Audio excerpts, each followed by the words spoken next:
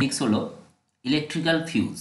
তো আমাদের electrical fuse ব্যবহার করার আগে জানতে হবে যে ইলেকট্রিক্যাল ফিউজটা কি, কেন ব্যবহার করা হয়, কোথায় ব্যবহার করা হয়, কি পারপাসে ইউজ করা হয়। তো ইলেকট্রিক্যাল ফিউজ ব্যবহার করতে গেলে তার পার্ট সম্পর্কে জানতে হবে, কারণ ইলেকট্রিক্যাল ফিউজটা একটা safety device.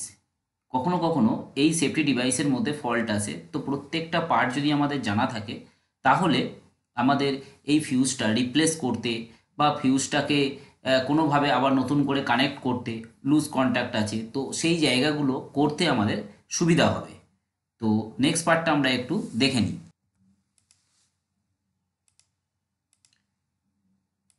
What is electrical fuse? Electrical ফিউজটা কী? তো আমরা জেনারেলি সবাই বাড়িতে দেখেছি যে ছোটোখাটো যে আমাদের সুইচ বোর্ড থাকে সেখানে একটা সুইচ ফিউজ থাকে, সুইচের সাথে একটা ফিউজ লাগানো থাকে।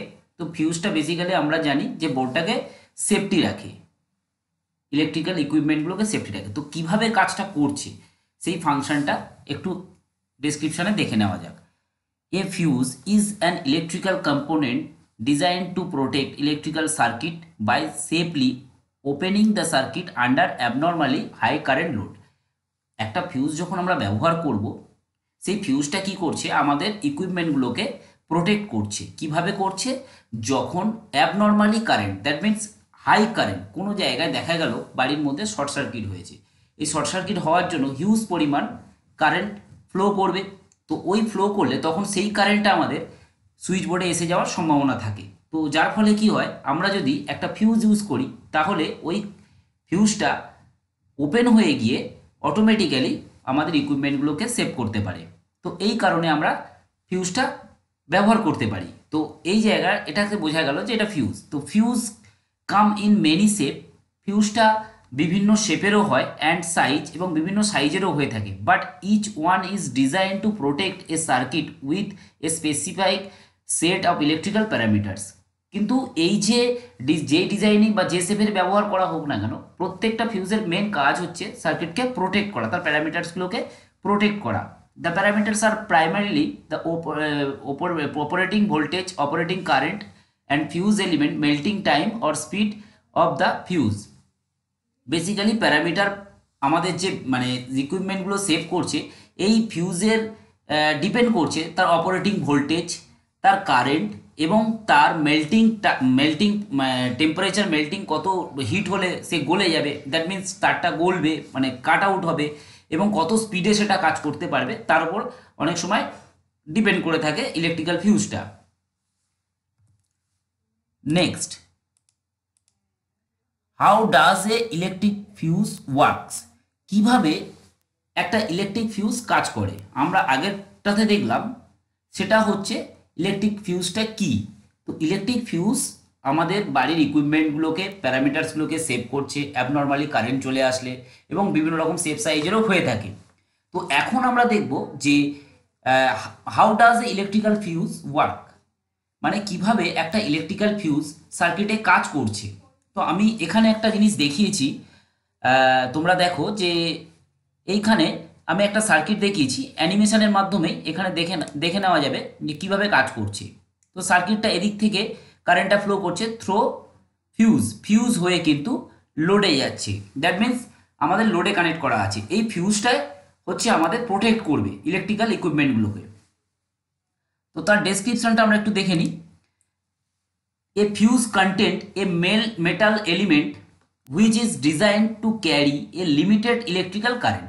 তার মানে কি, আমরা যে ফিউজটা ব্যবহার করছি এটা থেকে বোঝানো গেল যে ফিউজটা কিন্তু একটা লিমিটেড কারেন্ট কিন্তু ক্যারি করতে পারবে। এরকম নয় যে বিশাল মানে যতটা কারেন্ট আমি চাইবো ততটা দিতে পারবো, একটা লিমিটেড কারেন্ট পর্যন্তই এই ফিউজটা ক্যারি করতে পারবে।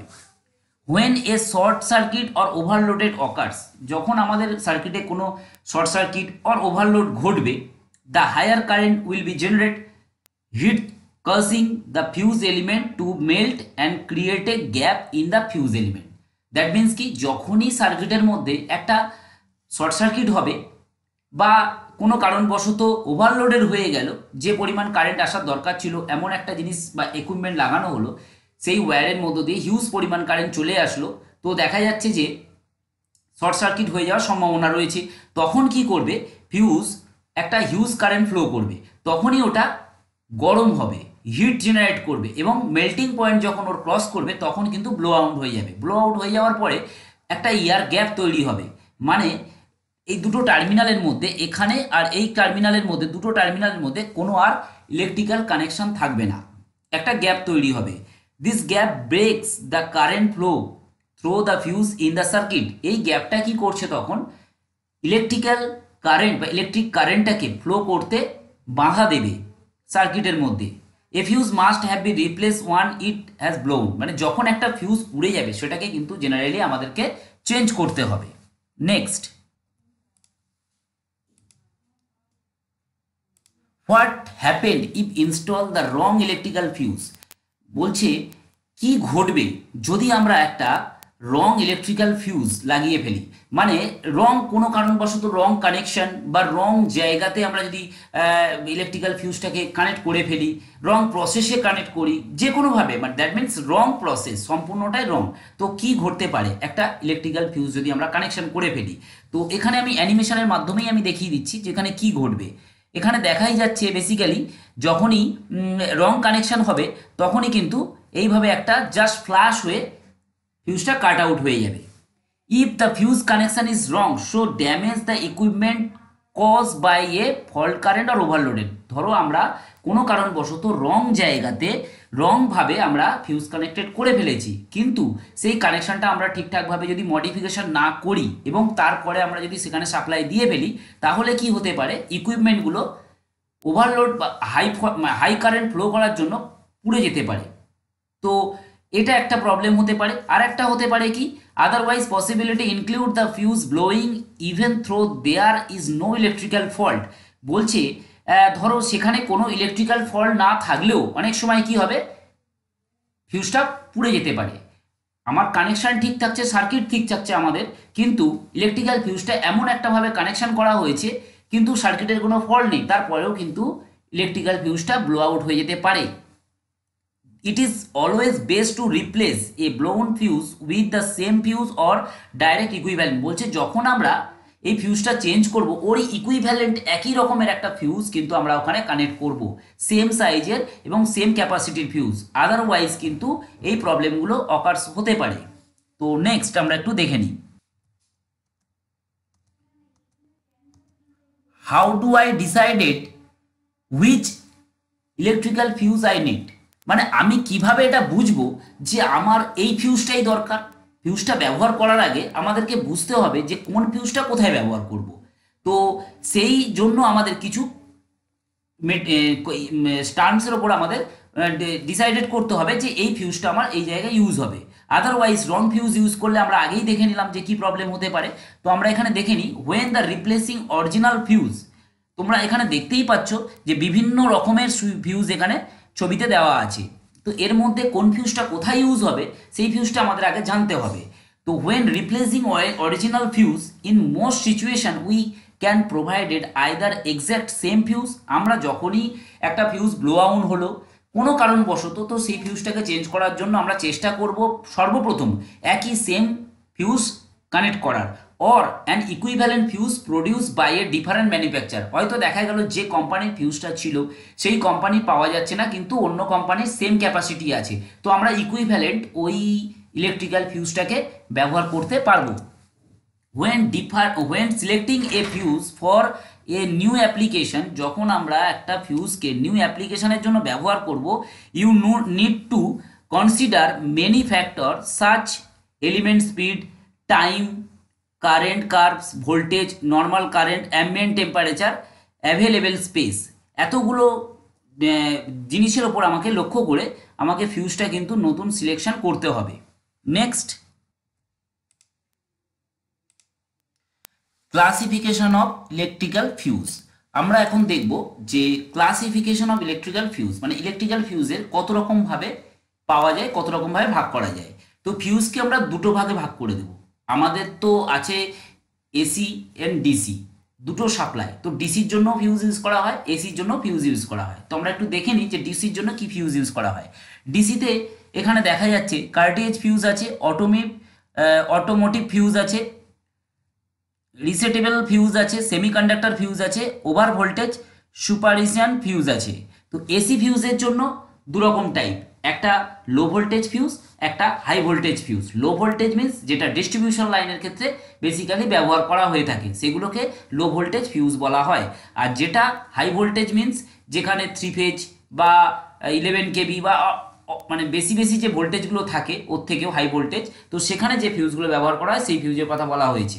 তো লো ভোল্টেজ ফিউজের মধ্যে আমরা ক্লাসিফিকেশনে আসি, 5 রকম ভাগ করা যায়। একটা কার্টেজ ফিউজ আছে, ড্রপ আউট ফিউজ রয়েছে, রিওয়ারেবল ফিউজ আছে, স্ট্রাইকার ফিউজ আছে অ্যান্ড সুইচ ফিউজ আছে। এবং হাই ভোল্টেজ ফিউজকে আমরা দুটো ভাগে ভাগ করেছি, explosion fuse and HRC fuse. তো আমরা বেসিক্যালি একটা ফিউজ নিয়ে এখন একটু আলোচনা করব, সেটা হলো HRC fuse. Construction of HRC fuse. HRC ফিউজের কনস্ট্রাকশন মানে এইচআরসি বলতে কি, high rupturing capacity. High rupturing ক্যাপাসিটির মাধ্যমে কথাটার মধ্যেই আমরা বুঝতে পারছি এটা হাই ভোল্টেজেই ব্যবহার করা হয়। তো এর মধ্যে বেসিক্যালি কি থাকে, আমি জাস্ট এখানে একটা নর্মাল সার্কিট ডায়াগ্রাম, নর্মাল ওর যে লেআউট কি থাকে এর মধ্যে দেখিয়েছি। এখানে দেখতেই পাচ্ছ যে দুদিকে দুটো ব্রাশ এন্ড প্লেট রয়েছে, এদিকে একটা এদিকে একটা, এই যে কালারে রয়েছে ই টাইপের। তো এই যে দুটো দুদিকে রয়েছে এটা হচ্ছে ব্রাশ এন্ড প্লেট বলা হয়। ব্রাশ এন্ড প্লেটটা কি করছে, দেখো এখানে একটা রয়েছে কার্টিয়েজ, এই কার্টিয়েজটাকে চেপে ধরে রাখে। নেক্সট এর মধ্যে কি দেওয়া আছে, ডটের যে লাইনগুলো দেওয়া আছে, এই ডটের লাইনগুলো হচ্ছে ফিলিং পাউডার। ফিলিং পাউডার, পাউডারটা কি থাকে সেটা আমরা এবার দেখে নেব। ফিউজ এলিমেন্ট, এর মাঝখানে থাকে একটা ফিউজ এলিমেন্ট যেটার মধ্য দিয়ে কারেন্ট পাস করে। আউটার এলিমেন্ট, একটা আউটার এলিমেন্ট মিন্স ওটা দিয়ে আউট হবে, একটা দিয়ে ইনলেট হবে, তো দুদিকে দুটো বলা হয়েছে। এবং ফিউজ লিঙ্ক, এখানে রয়েছে ফিউজ লিঙ্ক, যে লিঙ্কটার মধ্য দিয়ে কানেক্টিভিটি করা হয়, কানেক্ট করা হয় সার্কিটের মধ্যে, একটা হচ্ছে লোডের মধ্যে, সাপ্লাই টু লোড। তো এই দুদিকে দুটো দেওয়া আছে। তো আমরা একটু দেখে নিই যে কনস্ট্রাকশনে কি বলছে। The construction of HRC fuse includes a material that has high heat resistance body like ceramic. এটা হাই হিট রেজিস্ট্যান্স করতে পারে, মানে যতই হিট হোক না কেন তা রেজিস্ট করতে পারে। This ceramic body include a metal end caps, এবং মেটাল এন্ড ক্যাপ দিয়ে আমাদের ধারে আটকে রাখা হয়। দেখিয়ে বলে দিলাম আগে, that are welded through an element that carries a silver current. The internal space of the body, fuse body is filled by a filling powder material, মানে ইন্টারনাল বডির মধ্যে কি থাকে, পাউডার থাকে। এখন পাউডারটা কিসের থাকে, here is the material use in this quartz, plaster of Paris, dust, marble, chalk etcetera. বিভিন্ন ধরনের এরকম পাউডার থাকে, যে কটার নাম উল্লেখ করা হলো, chalk, dust, Paris, plaster of Paris, এইসব জিনিসগুলো দিয়ে কিন্তু ভিতরে ভর্তি করা থাকে। So this is reason of flow of current can not overheated. এই সবগুলো দেওয়া থাকার জন্য হিট রেজিস্ট্যান্সটা বেশি হয়, সহজে হিট হলেও কিন্তু সহজে বাইরে আসতে পারে না। The generated heat vaporize in melted the element. এই যখন হিটটা তৈরি হবে হিউজ কারেন্ট গেলে, তখন কিন্তু ভেপারাইজড হয়ে ওই এলিমেন্টটাকে গলিয়ে দেবে। The chemical reaction will occurs between filling powder and silver vapor to result in high resistance metal to help in reducing the arc within the fuse। বলছে এই যখন এখানে হাই মানে একটা হাই রিয়াকশন তৈরি হয়, মানে ফ্লাক্স তৈরি হলো, তো ওই ফ্লাক্সটা কি করে, এইসব পাউডার থাকাকালীনের জন্য হিট প্রডিউস হলে গলে যায়, সহজে কিন্তু বাইরে আর হিটটা আসতে পারে না। এবং কি হয় সেখানে হাই হিট রেজিস্ট্যান্স মেটাল একটা হেল্প করে ওখানে, যা রিডিউসিং দ্য আর্ক, মানে যখন ওই ফ্লাশিংটা তৈরি হয় ওইটাকে রিডিউস করতে সাহায্য করে। Generally copper and silver are use as a fuse element because of its low specific resistance. এটাই কারণ যে ফিউজে আমরা কি ব্যবহার করি, কপার আর সিলভার, কারণ কি, low specific resistance. This element has normally 2 or more section, এই দুটো আর তার বেশি সেকশন থাকতে পারে এলিমেন্টগুলোতে। The fuse element normally has 2 or more section that are connected through in tin joint. The melting point in tin 2400 centigrade, that is the lesser than silver melting point 980। তার মানে দেখা যাচ্ছে কপারের যদি আমাদের 2400 হয়, তাহলে কিন্তু তার থেকে কম হয় কার, সিলভারের মেল্টিং পয়েন্ট 980, মানে 980 ডিগ্রি সেন্টিগ্রেড উষ্ণতা হলেই কিন্তু সাথে সাথে ওই মেল্টিংটা হয়ে যাবে। তো এটাই ছিল টোটাল এইচআরসি ফিউজের কনস্ট্রাকশন। এবার দেখে নেব next advantage of HRC fuse, কি কি অ্যাডভান্টেজ পাওয়া যায়? Those are cheaper as compared with the other types fuse, সস্তা অন্যান্য ফিউজের থেকে এইচআরসি ফিউজ, তাই জন্য ব্যবহার করা হয়। Easy to design and very simple, এবং খুবই ডিজাইন ইজি সিম্পল হয়। মেনটেনেন্স ইজ নট নেসেসারি, এবং মেনটেনেন্সটা দরকারও নেই। High breaking capability, the performance of this is consistent, easy operation হয়। The inverse time characteristics is suitable for overload protection. Next, disadvantage of HRC fuse, আমরা disadvantage কি কি দেখব? Those can not be reuse once they are blow out, যদি একবার এটা কোনোভাবে পুড়ে যায় তাহলে এটাকে আমরা কিন্তু আর ব্যবহার করতে পারবো না। It cause overheating for nearby contacts, এটা কাছাকাছি কন্ট্যাক্ট হওয়ার জন্য তাড়াতাড়ি ওভারহিটেড হয়ে যায়। The possibility of interlocking in larger, এর যখন ইন্টারলকিং হয় অনেকক্ষণ থাকে। After every action they have to be change, প্রত্যেকটা অ্যাকশান হওয়ার পরে এটাকে কিন্তু চেঞ্জ করতে হয়। Heat is generated through the arc many influence by connected switch, তার মানে কি এখানে যে হিট জেনারেট হচ্ছে আর্ক তৈরি হওয়ার জন্য, তো এটার জন্য কি হয় যে সুইচে কানেক্টেড করা থাকলেও কিন্তু মানে হিট জেনারেটরটা হতে থাকে, এবং এর ফলে হচ্ছে আর্ক একটা তৈরি হয়, সেটার জন্য কিন্তু জিনিসটা পুড়ে যায় এবং সেটাকে রিপ্লেসমেন্ট করতে হয়। Next, application of HRC fuse, কি কি আছে application? HRC fuse are use to protect the circuit from short circuit in high voltage switch gear, তো সুইচ গিয়ার যেখানে আমাদের ব্যবহার করা হয় সেই সুইচ গিয়ারের জায়গাগুলোতে আমাদের কিন্তু এইচআরসি ফিউজ ব্যবহার করতে হবে। সুইচ গিয়ার জেনারেলি লো ভোল্টেজে ব্যবহার করা হয় না, এটা হাই ভোল্টেজেই ব্যবহার করা হয়। Next, use for backup safety, use to protect electrical device like motor, transformer, automobile etcetera, এইসব জায়গাগুলোতে কিন্তু এই এইচআরসি ফিউজ ব্যবহার করা হয়। Those type of fuse are use in stator of motor, মানে ইন্ডাকশন মোটরের স্টেটরেও অনেক সময় ব্যবহার করা হয়, 3 ফেজ লাইনে সেকশানে এইচআরসি ফিউজ ব্যবহার করা হয়। এই ছিল অ্যাপ্লিকেশন এইচআরসি ফিউজের।